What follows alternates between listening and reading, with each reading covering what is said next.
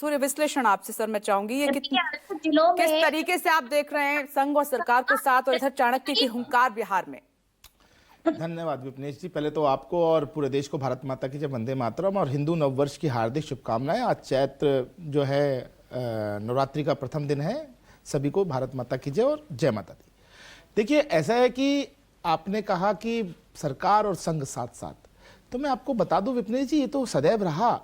Bharatiya Janata party का पितृ संगठन तो राष्ट्रीय स्वयंसेवक संघ ही रहा है, और माननीय प्रधानमंत्री जी ने भी तो बताया कि मेरे जो सार्वजनिक जीवन की शुरुआत हुई थी वो राष्ट्रीय स्वयंसेवक संघ से हुई थी।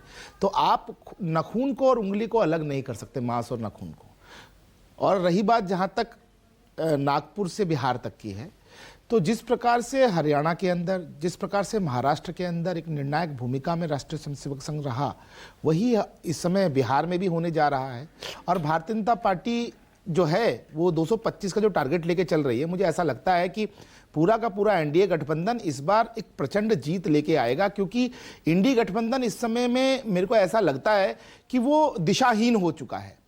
ये केवल और केवल सनातन के ऊपर अपमान करने में और एक कट्टरपंथी सोच को बढ़ावा देने के लिए ही जाने जा रहे हैं।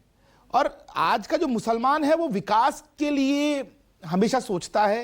मेरे को ऐसा लगता है कि सही मायनों में यदि सेकुलरिज्म की परिभाषा देखी जाए तो एनडीए गठबंधन उस पर खरा उतरता है।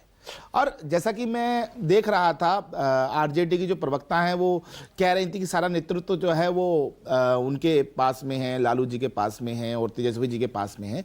तो मुझे ऐसा महसूस होता है कि ये जो परिवारवाद का एक जो अजगर है वो बिहार में भी बिहार की राजनीति को निगलने के लिए सदैव तैयार रहा है आरजेडी के रूप में। लेकिन 20 साल का जो काला, जो मैं ये कहूँ 2005 से पहले का जो सत्ता रही थी 10-12 साल की, 15 साल की लालू जी के पास में, उसके अंदर जिस प्रकार से आईएएस आईपीएस तक के परिवार असुरक्षित थे, बिहार में जंगल राज था, हर जिले के अंदर बाहुबली थे, केवल और केवल उन्हीं की सत्ता चलती थी, सरकार तो पटना में रहती थी।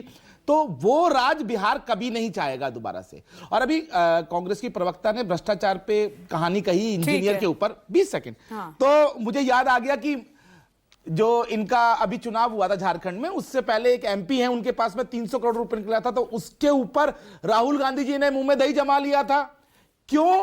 क्योंकि ये पूछा नहीं जा, ये जवाब नहीं दिया था कि वो 300 करोड़ रुपया कहां से आया, वो किसका था।